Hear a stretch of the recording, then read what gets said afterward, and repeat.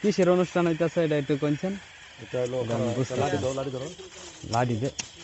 এটা হলো তরুল মাঠে হ্যাঁ আমাদের এনএফ ক্রিকেট একাদশ তরুলকে ফাইনালে হারাইছে 3 উইকেটে। তাই ওইটার উপলক্ষে এই জন্য ওদেরকে খিচুড়ি খাওয়াচ্ছি। ও আচ্ছা, ওদের মানে যারা পুরা দিচ্ছে তাদের জন্য আর কি। না যারা দিচ্ছে না তোমরাও খাবা। সবার জন্যই, মানে এইটার উপলক্ষে এটা মানে এই খিচুড়ির 50 জনের আয়োজন, 50 জনের আয়োজন। মাশাআল্লাহ, তো মাশাআল্লাহ অনেক জনের আয়োজন। এর ভিতরে তুমিও খাবা ইনশাআল্লাহ, ইনশাআল্লাহ। ঠিক আছে।